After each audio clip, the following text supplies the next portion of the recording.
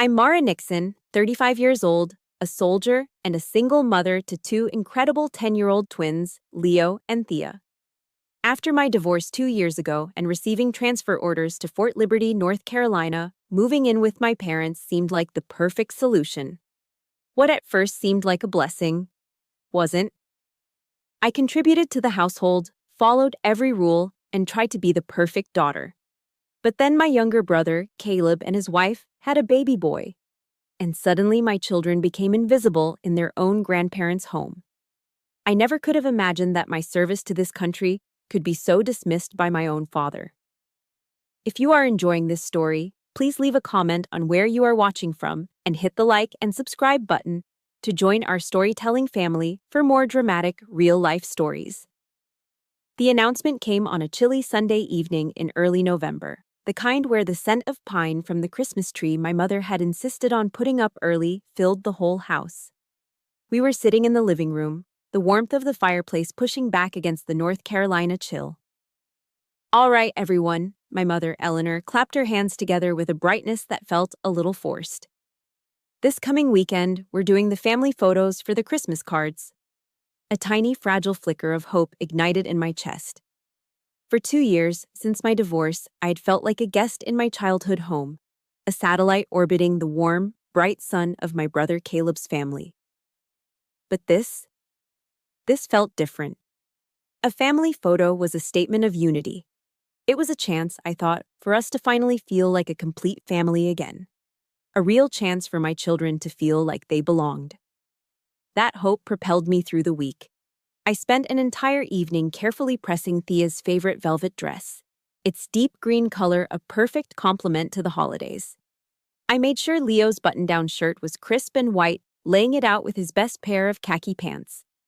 I even went to the mall and bought a new burgundy sweater for myself, a soft, warm cashmere blend that I couldn't really afford, but it matched the color scheme my mother had dictated.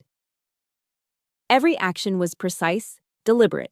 I was preparing my small unit for a vital mission, Operation Belonging. I was a master sergeant in the U.S. Army, trained for logistical precision, and I approached this family event with the same focus as I would a formal inspection. I truly let myself believe that things could get better, that the deep, unspoken love of family would eventually win. Saturday morning arrived, bright and cold. I had my kids up early, fed, dressed, and ready to go a full hour ahead of schedule. Thea's hair was brushed into a shining cascade, and Leo, despite his groans, looked incredibly handsome. I looked at my children, their faces scrubbed and shining with anticipation, and my heart swelled. Just as we were about to head downstairs, my mother appeared in the doorway of my room. She had a flustered look on her face, her hands twisting the apron she was still wearing. "Mara, honey," she started, avoiding my eyes. "Caleb just called. Little Grayson has a slight fever, and Chloe is worried sick. They want to get the photo done right now so they can get him home to rest." She finally looked at me, her eyes pleading. "Would you and the kids mind just staying here for now? It's so chaotic trying to take pictures with a sick baby." I felt a familiar, sinking feeling, but I pushed it down. "We can go with you," I offered, my voice steady. "The kids can wait quietly." "Oh no, it's better this way," she insisted, waving a dismissive hand. "The photographer said he can just Photoshop you three in later. The technology is amazing these days. It'll look completely natural." Her explanation sounded so reasonable, so full of concern for her sick grandchild. And I, who had been trained my entire adult life to trust my commanding officers, to trust the chain of command, defaulted to my training. I trusted my mother. So, I nodded. I agreed. I then spent the next 10 minutes consoling my disappointed children, smoothing down their hair and promising them, with a confidence I didn't feel, that the final picture would be beautiful and that we would all be in it together, smiling. 2 weeks later, a box from the printing company arrived. That evening, my mother laid the Christmas cards out on the dining room table like a winning hand of poker, her face beaming with pride. "Aren't they just perfect?" she cooed. I picked one up. My breath hitched in my throat. The glossy card felt as heavy as a brick in my suddenly numb fingers. The picture was perfect. My parents, Eleanor and Elias, were seated in the center on an elegant bench, smiling warmly. To their right stood my brother Caleb, his arm wrapped proudly around his wife Chloe, who was holding their son Grayson, dressed in a tiny suit, looking like a little prince. They were the image of the ideal American family. And on the other side of my parents, there was nothing, just the festive backdrop of the decorated fireplace. No me, no Leo and Thea. It wasn't that there was an awkward, empty space. No, it was worse. The photo had been framed and composed as if we were never meant to be there at all. They hadn't even tried to Photoshop us in. They had simply, cleanly, and efficiently erased us. We had been removed from the official record of our own family. My hand was trembling as I looked up at my mother, who was busy addressing an envelope. "Mom," I managed to say, my voice a dry whisper, "where are we?" She glanced up, her smile faltering for a fraction of a second. She wouldn't meet my gaze. "Oh, honey, I forgot to tell you. The photographer tried, but he said adding you in just didn't look natural. It threw off the whole composition." She said it so casually, as if she were explaining why she'd chosen a different brand of coffee. "We'll just have to make sure we get a good one next year, okay?" Next year. She sealed the envelope with a decisive lick. My father, Elias, just cleared his throat, a dry, dismissive sound, before turning a page of his newspaper, the crinkle of paper echoing the shattering of my heart. No apology, no regret, not even a hint of acknowledgement. I looked over at my children. They had each picked up a card and were staring at it, their faces a mixture of confusion and a deep, quiet hurt that no 10-year-old should ever have to feel. In that moment, watching the light dim in their eyes, I finally understood. We weren't just invisible. We were an inconvenience. A problem that had been neatly and professionally deleted.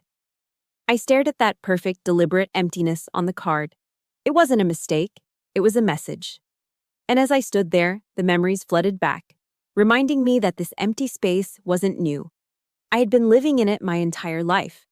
That gaping hole on the Christmas card dragged me back through time, pulling me into the ghost of a memory from when I was 16.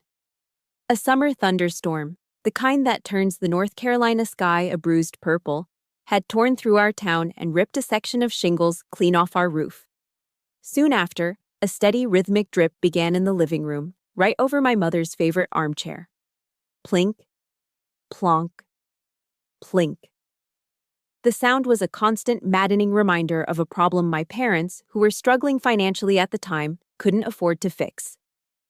I had spent that entire summer working at a local diner, bussing tables and washing dishes until my hands were perpetually raw and smelled faintly of bleach and coffee grounds. Over 3 months, I had saved up $800. I remember the crisp feel of those $20 bills, money that represented countless hours of sore feet and missed parties with friends. One evening, without a word, I walked into the kitchen, pulled the cash-stuffed envelope from my back pocket, and handed it to my father. "Here," I said quietly, "for the roof." My father, Elias, took the envelope, weighed it in his hand, and gave me a curt nod. "You're a practical girl, Mara," was all he said. Practical. Not thoughtful, not generous. Practical. It was a word you'd use for a good pair of boots, not your daughter. But I took the compliment, starved as I was for any kind of approval. I felt a surge of pride watching the roofers arrive a few days later, knowing my money had stopped the leak. 2 weeks later, it was Caleb's 18th birthday. My parents led him out to the driveway with his eyes covered. Parked there was a 1968 Ford Mustang, its dark green paint gleaming in the sun. It wasn't new, but it was iconic, a symbol of freedom and cool that every teenage boy dreamed of. My father clapped him on the back. "It's an investment," he declared to the small gathering of family. "An investment in his social future." The words hit me like a physical blow. My $800, my entire summer, was a patch, a practical fix for a hole.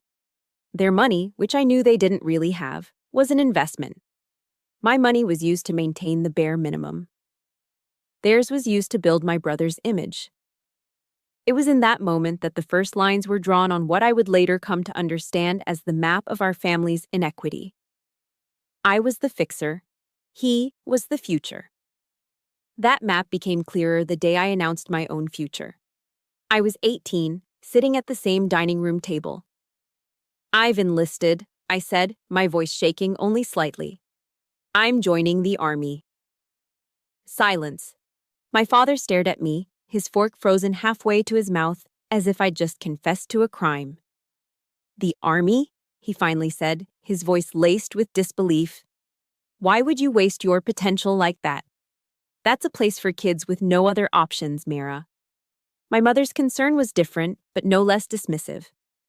"You'll never find a good husband in there," she fretted, already picturing a future of lonely holidays for me. There was no party, no congratulations, just a heavy sense of disappointment. My choice, a path of service, honor, and a desperate desire to belong to something that valued discipline and contribution, was seen as a failure, a dead end. Contrast that with the day Caleb, fresh out of college with a business degree, announced he was launching a tech startup. My parents threw a celebratory barbecue. They cashed in a portion of their retirement savings to give him seed money, their faces glowing with pride. "Caleb knows how to create value," my father would boom to anyone who would listen. His path was innovation and wealth. Mine was grunt work and government paychecks. After I moved back home with Leo and Thea, those family dinners became a masterclass in subtle degradation. It was a test of my military-grade endurance. My father would inevitably steer the conversation toward Caleb's latest triumph. "Caleb just closed a huge deal with a client in California," he'd announce, his eyes shining. "The boy is a natural. He really knows how to build something from nothing." Then he would turn to me, his gaze softening with something that looked like pity. "And how are things on the base, Mara? Still managing the supply depot?" "Well, that's good. It's steady work, at least." Steady work. The words were meant to sound like a compliment, but they were a dagger, coated in the thin sweetness of condescension. And he said it all right in front of Leo and Thea. He was teaching my children, his own grandchildren, a toxic lesson. Their mother's career, her service to the nation in uniform, was a second-class job compared to their uncle's pursuit of money. It was just steady, unremarkable.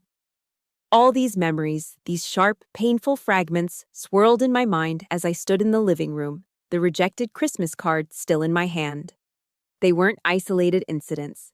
They were data points, meticulously plotted over decades, creating a clear and undeniable map of inequity.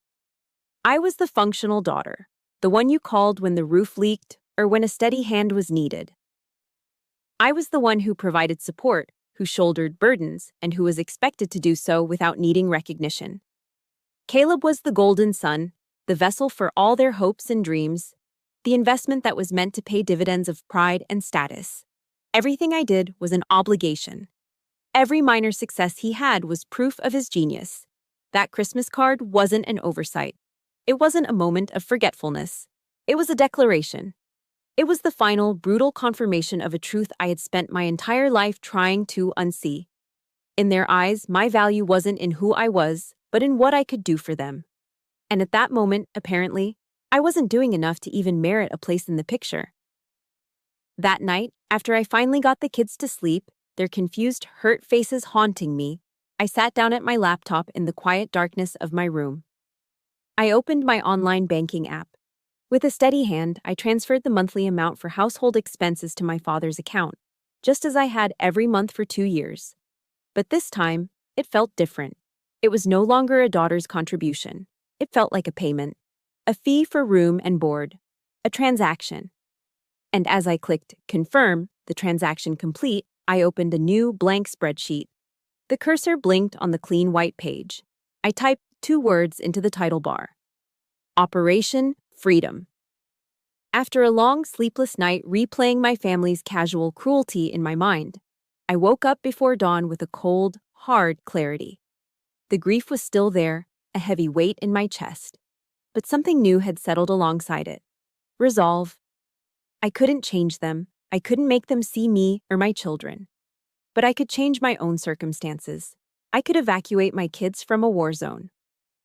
While the rest of the house was still dark and silent, I slipped downstairs to the kitchen table, the glow of my laptop screen pushing back the shadows. I opened a new Excel file. The cursor blinked, waiting. I typed the title, Operation Freedom. My training as a master sergeant in logistics took over. This was no longer a messy family drama. It was a mission. In the Army, you don't move troops without a plan. You account for every asset, every liability. I started listing my resources. Column A, my monthly salary. Column B, my basic allowance for housing, or BAH, the money the military gave me for off-base housing, which I'd been dutifully handing over to my father. Column C, all fixed expenses, car payment, insurance, groceries, the money I paid my parents. I color-coded everything, created formulas, and built projections. The objective was simple and audacious. Save enough for a down payment and closing costs to secure a VA loan for a modest house within 1 year. My silent war had begun. It wasn't a war of angry words. It was a war fought with numbers on a spreadsheet, a battle waged in silence. To accelerate the timeline, I needed more resources. My days were already full, from early morning PT to late afternoons at the supply depot on Fort Liberty. So, I started taking on side jobs. After my official duties ended, I didn't go home. A few nights a week, I tutored the kids of fellow soldiers in algebra, my brain switching from inventory lists to quadratic equations. On weekends, I picked up delivery shifts for a local pizza place, the kind with greasy checkered tablecloths and the best pepperoni in town. There were long, exhausting nights. I'd sit in my decade-old Honda between deliveries, the lingering smell of pepperoni and cardboard clinging to the upholstery, and a wave of profound loneliness would wash over me. I would lean my head against the steering wheel and think, what am I even doing? I was a 35-year-old master sergeant delivering pizzas on a Saturday night. It felt humiliating. But then I would pull out my phone and look at the picture of Leo and Thea from our last trip to the park, their faces bright with laughter. I imagined a small backyard of our own, a place where their laughter wouldn't be shushed, where their toys wouldn't be considered clutter.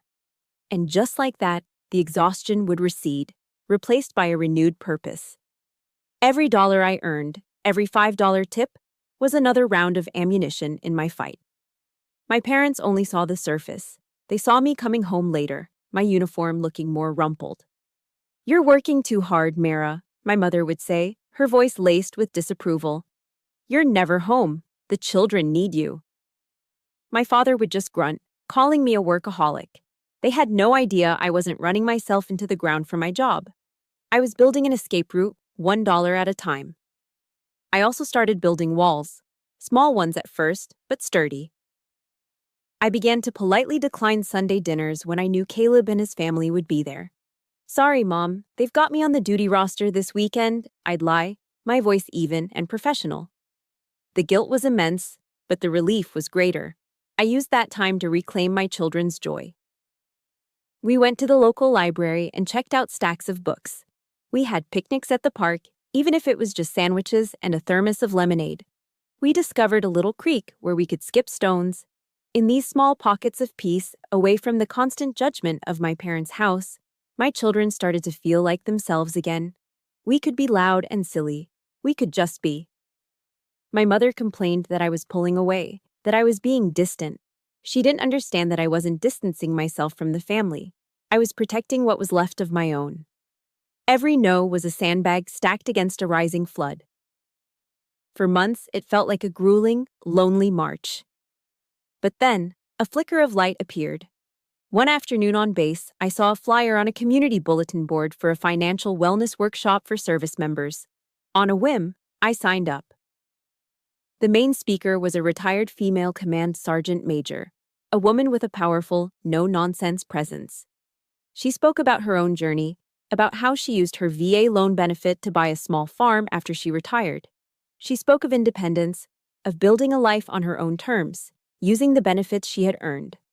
Her words weren't just inspiring, they were a direct order to take action. The very next day, I made an appointment with a VA loan specialist. I walked in with my Operation Freedom spreadsheet printed out, my file of pay stubs and bank statements organized like a mission briefing. I was nervous, expecting to be told I was years away from my goal. The specialist, a kind man named Mr. Davies, looked over my numbers. He tapped his pen on my meticulously organized budget, nodding slowly. He looked up at me over his glasses, a small smile on his lips. "Sergeant Nixon," he said, his voice warm and respectful. "You're doing great. Based on this, you absolutely qualify for pre-approval." A warmth spread through my chest, a feeling I hadn't realized I'd been missing: validation. For the first time in months, I saw a tangible light at the end of the tunnel. It wasn't just a loan. It wasn't just a number on a page. It was a key. It was an exit. If you've ever had to quietly fight a battle no one else could see, if you know what it feels like to work twice as hard for your own peace of mind, please support Mara's silent fight by hitting the like button. And in the comments, just type the words Operation Freedom to let every other silent warrior out there know they are not alone. The pre-approval letter from the mortgage company felt like a secret medal pinned to the inside of my uniform. It was a tangible piece of hope I carried with me, but my lonely battle continued, fought in the silent hours of late-night budgeting and early morning exhaustion. I was making progress, but I was profoundly tired. Then, one Thursday afternoon, a lifeline appeared in the most unexpected way. I was in the supply depot with my first sergeant, Frank Miller. He was a quiet, respected man, the kind of NCO who saw everything but said little.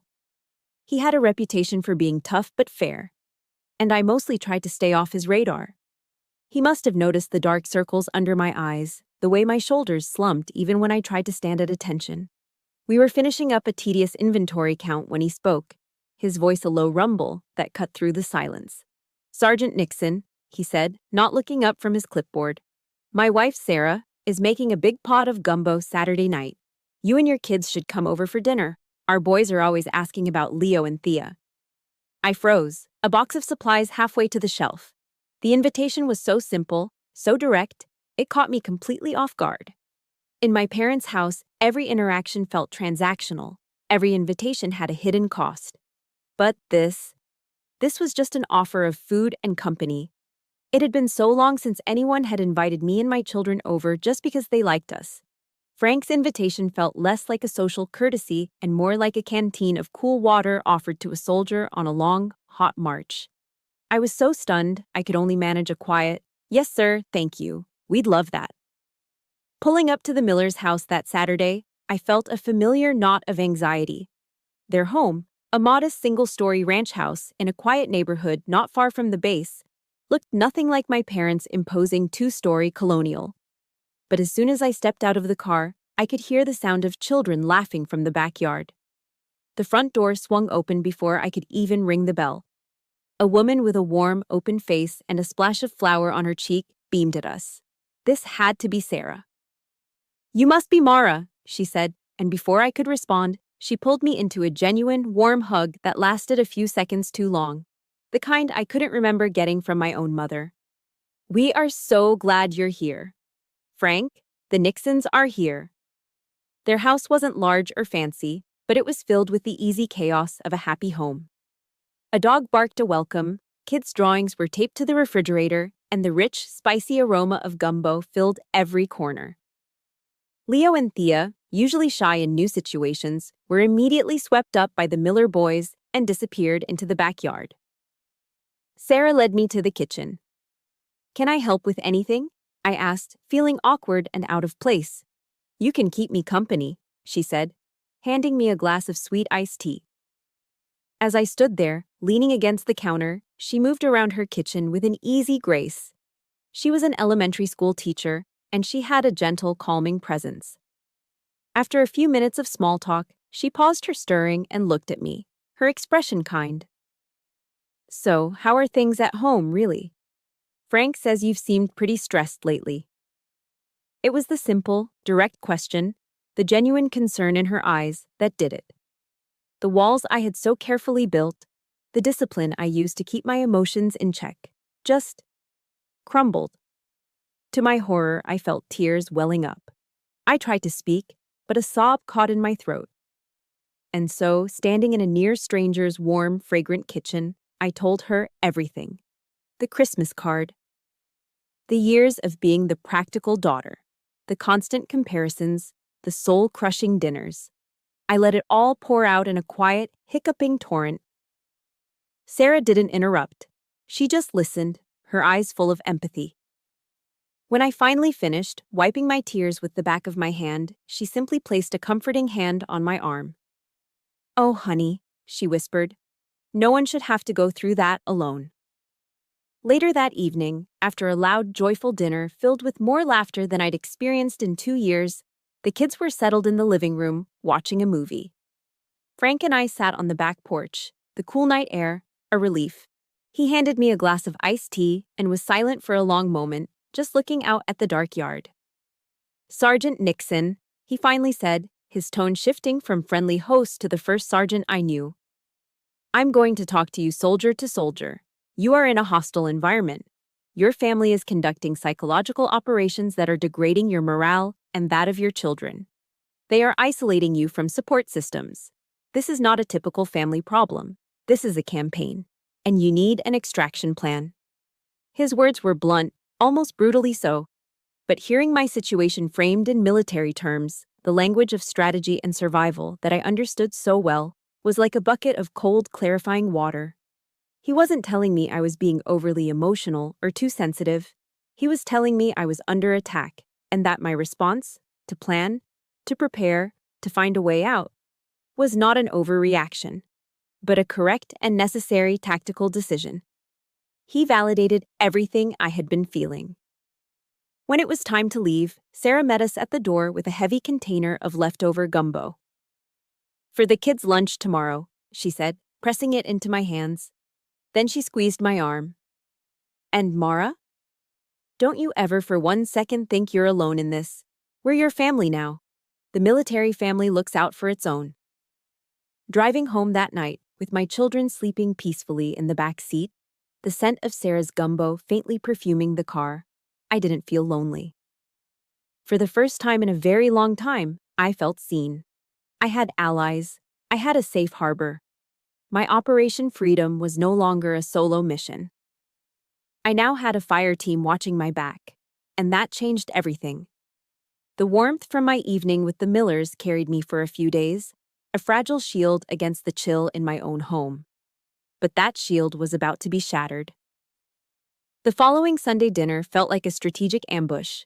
The air was thick with unspoken tension from my recent absences. Then, between the mashed potatoes and the green bean casserole, Caleb and Chloe dropped their bomb. "So, big news," Caleb announced, a smug grin spreading across his face. "We're finally starting the big renovation on our house. It's going to be amazing," Chloe chimed in, her voice syrupy sweet. "It's a huge project, though. The contractor said we'll need to be out of the house for a few months, so we'll just be crashing here for a bit." Crashing here. The words were delivered as a statement of fact, not a request. They didn't look at me. They didn't ask for my opinion, even though my monthly contribution kept the lights on and the pantry stocked. My presence, and that of my children, was simply an irrelevant detail in their grand plan. My father slapped the table with delight, making the silverware jump. "That's wonderful. The whole family under one roof again. It'll be just like old times." Then he turned to me, his tone shifting from celebratory to commanding.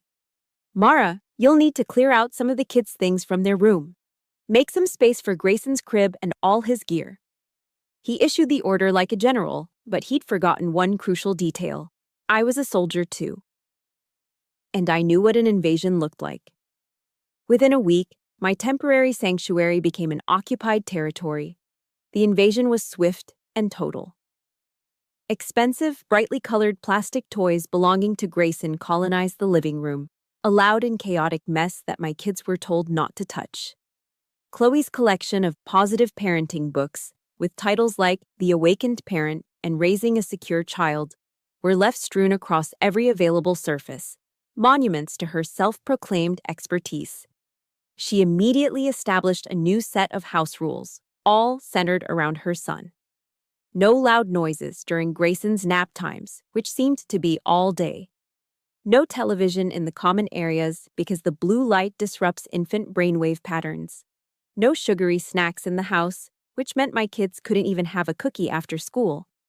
Yet, for all her sanctimonious rules, Chloe and Caleb were the messiest, most inconsiderate people I had ever met. Dirty diapers were left on the coffee table. Half-eaten bowls of organic baby food were left to crust over on the kitchen counter. The house, once my tense but orderly refuge, now felt like a suffocating prison. And my children and I were its lowest-ranking inmates. The first major casualty of the occupation was Thea's music. My daughter loved her violin. Practicing in the afternoons was her way of unwinding after a long day at school. The melodies of Vivaldi and Bach filling our small corner of the house with something beautiful. One afternoon, she was in the middle of a piece when Chloe emerged from her room, a deep frown etched on her face. "Mara, can you please ask her to stop?" she said, her voice dripping with annoyance. "That noise is startling Grayson." I stared at her, dumbfounded. Noise. She had called my daughter's music noise. "Chloe, this is her daily practice time. She has a recital coming up." Chloe just shrugged, a gesture of supreme indifference. "Well, you should find a quieter hobby for her. This house needs to be a peaceful environment for a developing child." She was talking about Grayson, of course, completely oblivious to the fact that my child was also developing, that she was crushing my daughter's spirit right in front of me. That evening, I watched from the doorway as Thea gently wiped down her violin, placed it in its velvet-lined case, and slid it under her bed. She didn't say a word. She didn't have to. I knew that something bright and precious inside her had just been broken. The attacks kept coming, small but relentless. Leo had been working for weeks on a model rocket for his school's science fair. It was his passion project, an intricate model he was immensely proud of. One morning, it was gone from the corner of the living room where he'd been carefully assembling it. When I asked my father, he waved a dismissive hand. "Oh, that thing?" It was a cluttered mess, and frankly, a safety hazard. I put it in the storage shed. He didn't ask. He just removed it, treating my son's hard work like a piece of trash. At dinner that night, my father delivered another familiar blow. In front of everyone, he once again praised Caleb's latest business venture before turning to me with that pitiful look. "It's so wonderful to see him building a legacy," he said. "Of course, your career is admirable too, Mara. Very stable, just not groundbreaking." The words, the constant casual dismissals of my life's work, stung as usual. But this time, it was different. This time, I could see the impact they were having on my children. I saw Leo flinch. I saw Thea shrink into herself. Later, as I was tucking Thea into bed, she was unusually quiet. I found her staring at the empty space under her bed where her violin case used to be. Tears were silently streaming down her face. "Mommy," she whispered, her voice trembling. "Why doesn't Chloe like my music?" As I held my daughter, her silent sobs shaking her small body, Frank Miller's words echoed in my head, sharp and clear. "You are in a hostile environment. This is a campaign." And I knew, with a certainty that chilled me to the bone, that my children had just become the first casualties. That was a line I would not let them cross. The quiet, strategic war of saving money was no longer enough. The occupation had to end. It was time for a counteroffensive. The breaking point didn't come with a shout. It came in the dead of a long, anxious silence.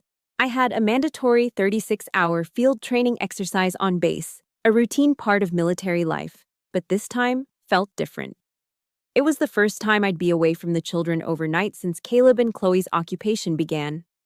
Before I left, I prepared everything meticulously. I laid out clothes for the kids, packed their school lunches for the next 2 days, and sat down with my mother. "Mom, this is Leo's rescue inhaler," I said, placing the blue plastic device firmly in her hand.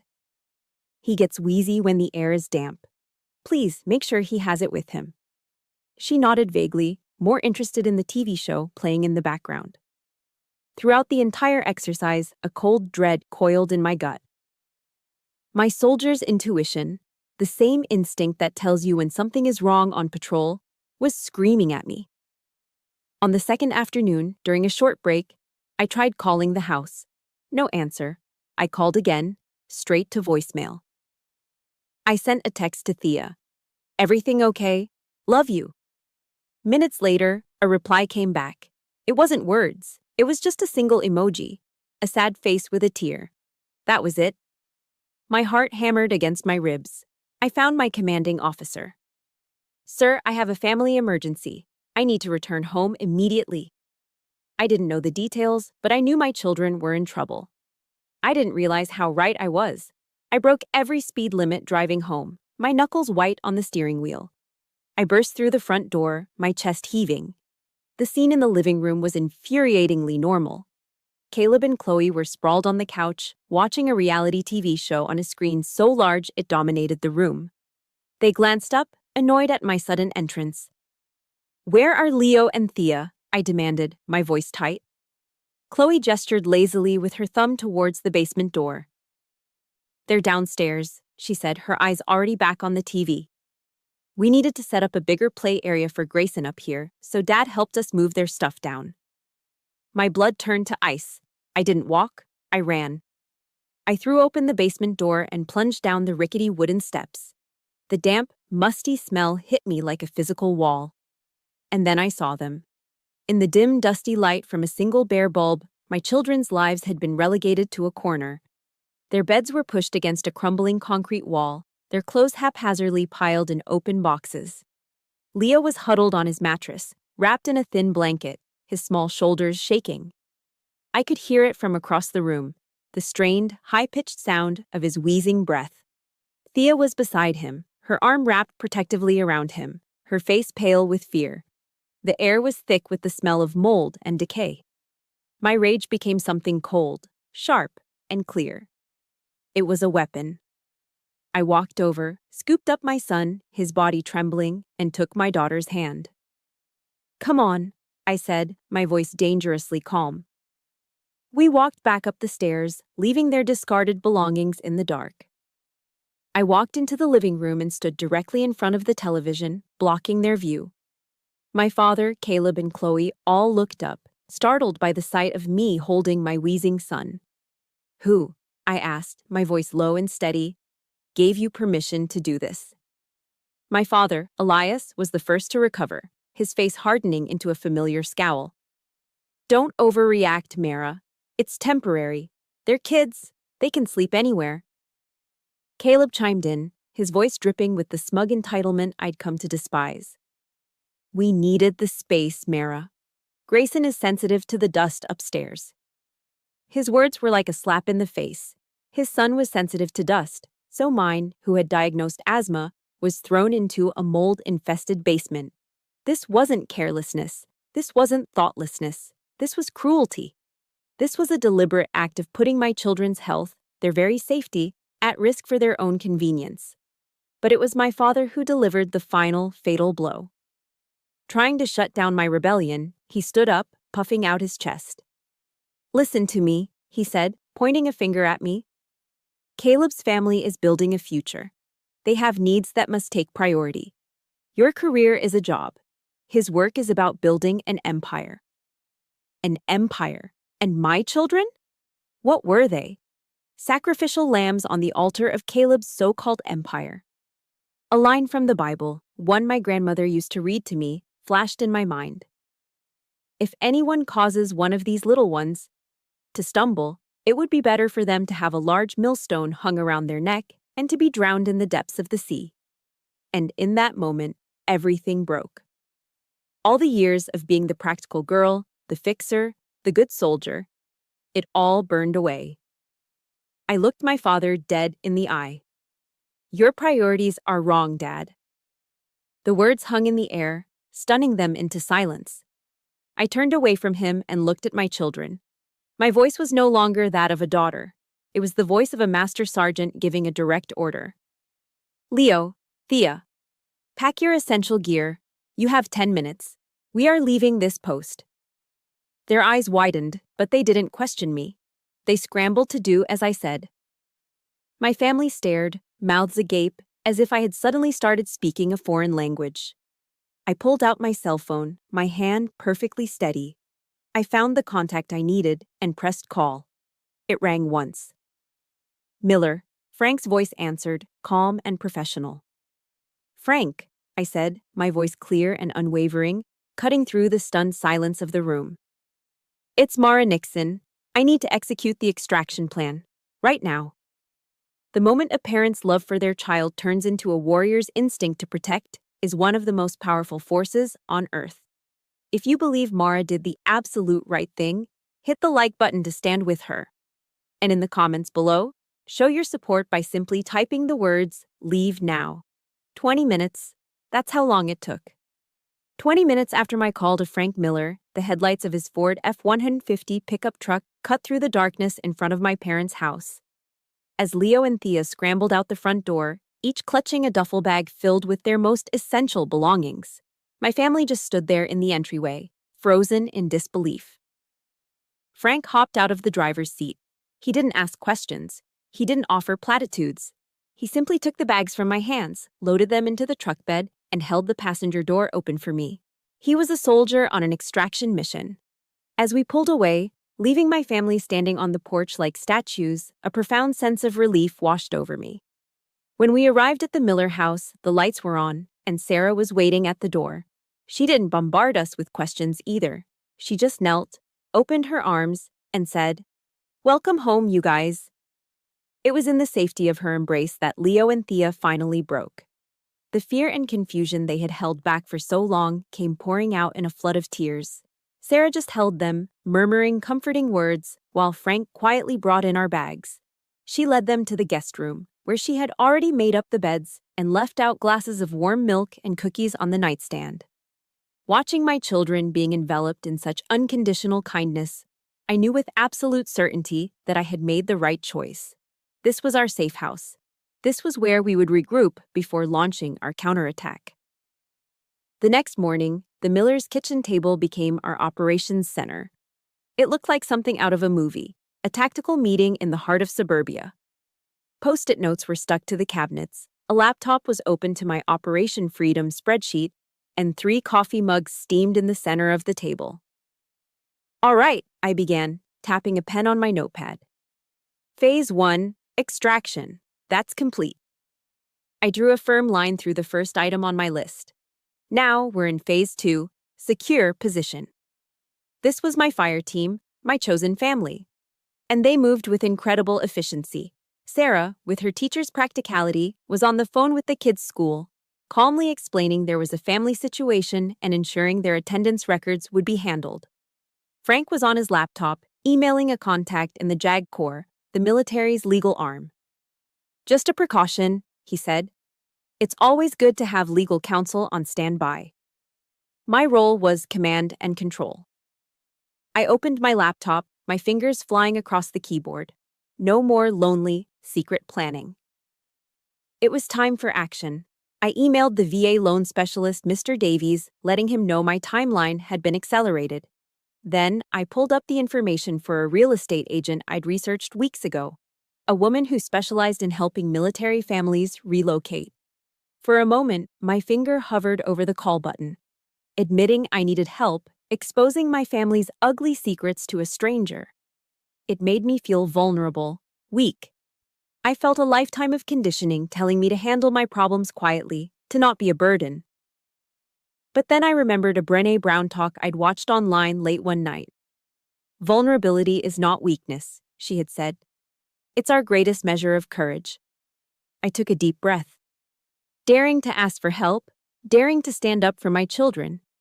That wasn't weakness. That was strength. That was courage. I pressed the call button.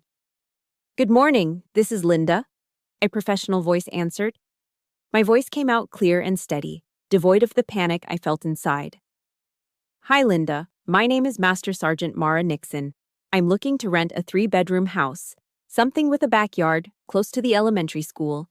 I need to move in as soon as possible. My budget is X, and I have a VA loan pre-approval for a future purchase." I wasn't a desperate woman fleeing her family. I was a qualified client with a clear set of requirements. I was in control. Linda was incredible. She understood the urgency of military life. "Understood, Sergeant. Let me see what I can do." While my family was likely sitting at home, assuming I was falling apart, expecting me to come crawling back within a week, I was executing a plan. I pulled up a checklist app on my phone, one I used for organizing complex logistical moves on base. I created a new list titled Operation New Home Base. Phase 1, Extraction, complete. Phase 2, Secure Position, in progress. Phase 3, Asset Recovery, pending. Phase 4, Establish New Forward Operating Base, pending. Seeing it all laid out, broken down into manageable steps, calmed the storm inside me. This wasn't just an emotional crisis, it was a logistical problem, and I was an expert at solving those. That afternoon, an email from Linda popped into my inbox. It contained links to 3 available rental properties. All of them were within my budget and in the right school district. But one of them made my heart skip a beat. It was a small blue house on a quiet, tree-lined street. The pictures showed a clean, bright interior, but it was the photo of the backyard that sealed it. There was a huge, sprawling oak tree, its thick branches looking like they were made for a tire swing. I could see it so clearly. I could picture Leo and Thea laughing, their faces tilted up towards the sun, swinging higher and higher. I could picture a small vegetable garden in the corner. I could picture peace. This wasn't just a house, it was a victory. It was the physical manifestation of my freedom. While my family was probably debating my next move, I was already 2 steps ahead, planning a future they couldn't even imagine for me. I picked up the phone and called Linda back. My voice was firm, decisive. The voice of a commander who has identified her target. "The house on Elm Street," I said. "The blue one with the oak tree. I'll take it." 2 days later, I executed Phase 3, Asset Recovery. I didn't go back to that house alone. Beside me in the passenger seat of my car was First Sergeant Frank Miller. He was in his full Army service uniform, the deep blue jacket perfectly pressed, the ribbons and medals on his chest a testament to a career of honor. He didn't say a word, but his presence was a shield. He was a silent symbol of the order, discipline, and integrity my family had so casually dismissed. Behind us, a moving truck from a local company I'd hired rumbled, ready and waiting. We pulled up to the curb. The moving truck parked behind us with a soft hiss of its air brakes. I didn't knock on the door. I didn't ring the bell. I slid my own key into the lock, turned it, and walked in. My family was in the living room, exactly as I'd pictured them, immersed in the afternoon glow of the television. My mother, my father, Caleb, and Chloe. They all looked up as we entered, and they froze. The sight of me, followed by First Sergeant Miller in full uniform, and then 2 large professional movers in company jumpsuits, completely shattered their reality. The atmosphere in the room shifted instantly. The air crackled. I was no longer the penitent daughter returning to beg for forgiveness. I was a commanding officer, arriving to oversee a planned operation. My father was the first to find his voice, attempting to reclaim his authority. "Mara, what is the meaning of this? What is this circus?" He gestured vaguely at the movers. "You think you can just walk out and make it on your own with 2 children? You'll be back here in a week, with your tail between your legs." I met his gaze, my own perfectly calm. There was no anger, no tears, just a quiet, unshakable resolve. "No, Dad," I said, my voice even. "I won't be back." I walked to the coffee table and placed a thin manila folder on its surface. I didn't slam it down. I placed it with a soft, deliberate motion that was somehow louder than a shout. I slid the first document out. "This," I said, pushing it towards him, "is the fully executed lease agreement for the house on Elm Street, which I signed this morning. My children and I move in tomorrow." I slid the second document out. "This is a copy of my most recent bank statement. As you can see, I have enough in my savings to cover all our expenses for the next 6 months without factoring in any of my additional income." The color began to drain from my father's face. My mother just stared, her mouth slightly open. Then I slid out the final piece of paper. "And this," I said, my voice dropping to an almost clinical tone, "is the pre-approval letter for a VA home loan in the amount of $250,000. So, to answer your question, yes, I think I can make it." A harsh, incredulous laugh erupted from Caleb. He shook his head, a smirk returning to his face. "Where did you get that kind of money?" What can you possibly do with a sergeant's salary? That was the opening I had been waiting for. I turned my full attention to him. This was the final move, the checkmate. You remember my basic allowance for housing, Caleb? The BAH? That substantial tax-free payment the Army provides me with every single month to ensure my children have a roof over their heads? I paused, letting the question hang in the air. The money I've been dutifully transferring into Dad's bank account for the past 2 years to help the family. It didn't just disappear, I saved it. Every single cent that wasn't used for this house, I put away. While you were busy building your empire with Mom and Dad's retirement fund, I was building my war chest. My mother finally spoke, her voice a sputtering whisper. But that money was for you to help us. To contribute. I cut her off, my voice now as cold and hard as steel. No, I said, looking from her to my father. That money was to house my children. I used it to help this family out of a sense of duty. Now it will be used for its intended purpose. Silence. A thick, suffocating silence filled the room. The smug smirk slid off Caleb's face, replaced by a slack-jawed confusion. Chloe looked from me to him, her eyes wide with a dawning horror. My father stared at the papers on the table as if they were written in a language he couldn't comprehend. Their entire power structure, the family hierarchy they had built and maintained for decades, was based on a single, flawed assumption. That I was weak, that I was dependent, that I needed them more than they needed me.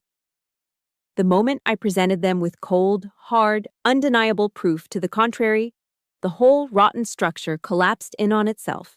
I didn't need to raise my voice. I didn't need to cry. I just needed to present the facts. The truth was my weapon, and it had hit its mark with devastating precision. I turned to the two movers who had been standing patiently and silently by the door. Gentlemen, I said, my voice returning to a normal, professional tone. My children's belongings are in their original room, upstairs, second door on the left. And there are some things in the basement. Please begin. They nodded and headed for the stairs. I stood there for a moment longer, watching my family.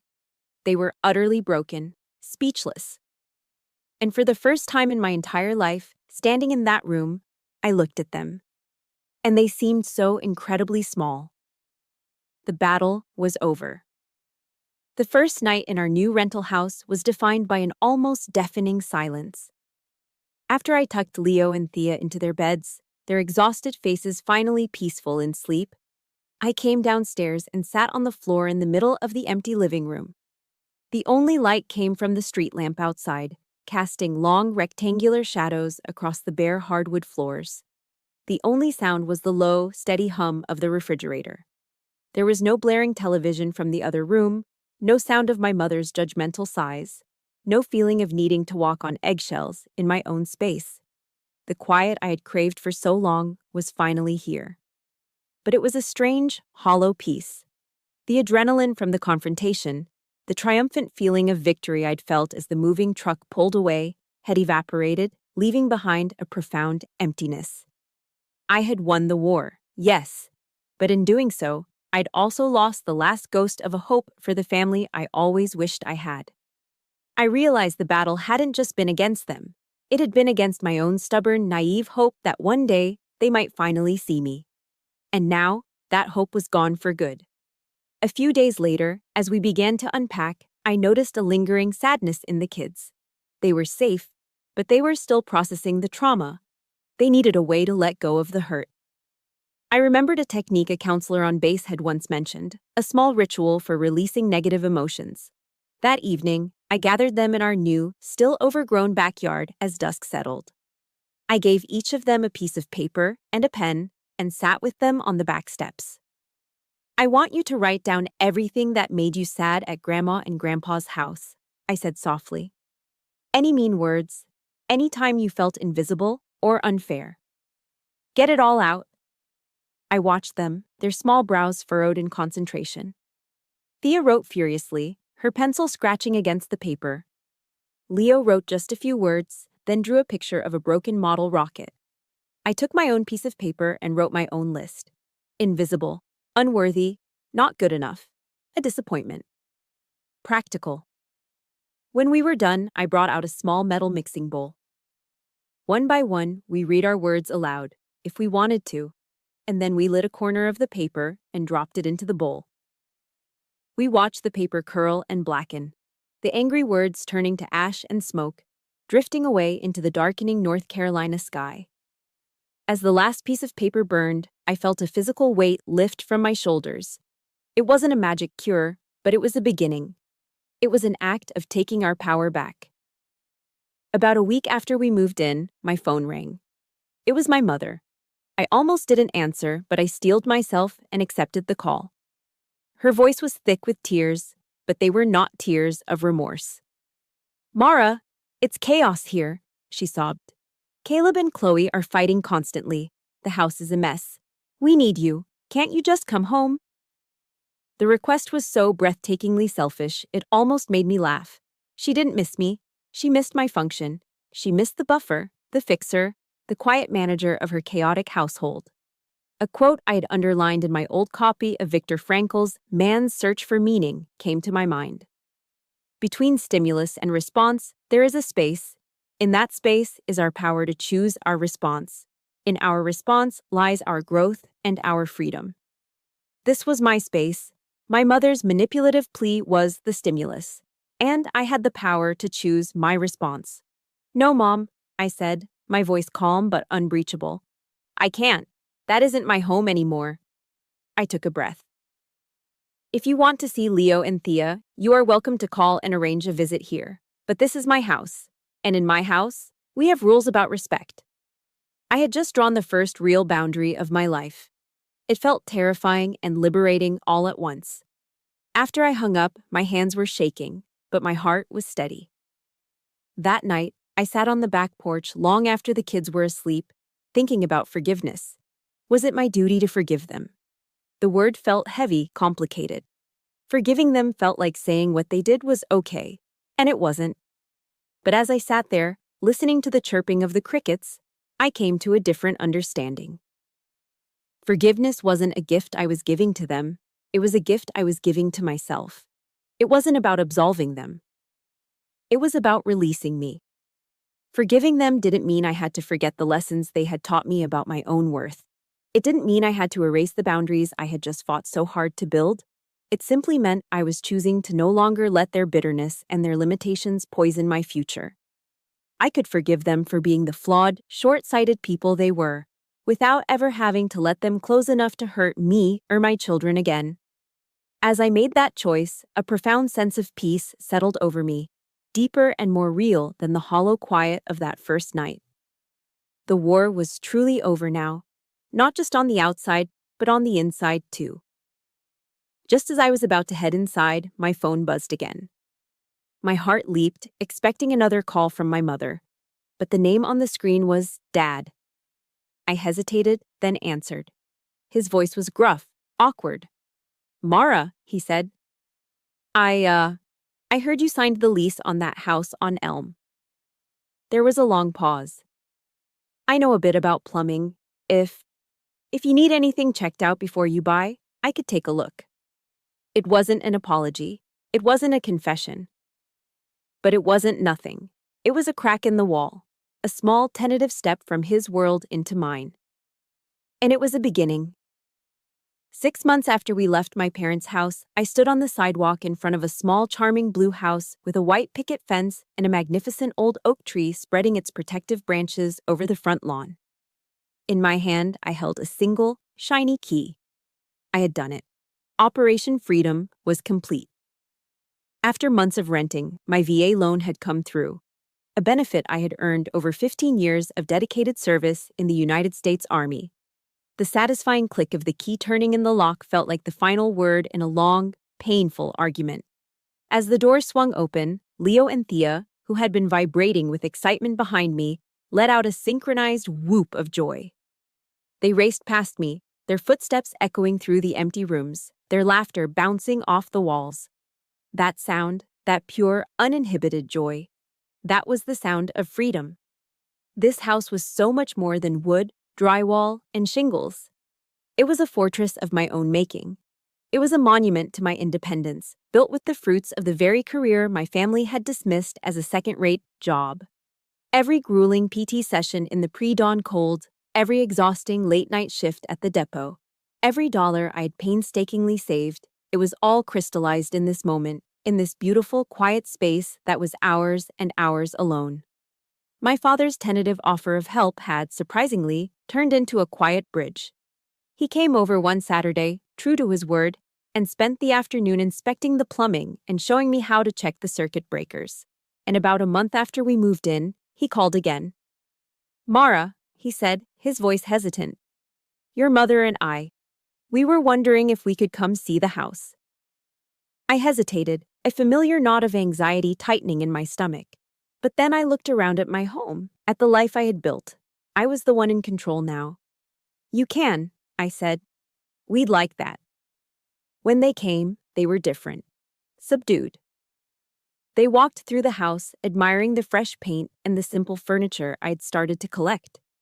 My father pointed out the quality of the hardwood floors.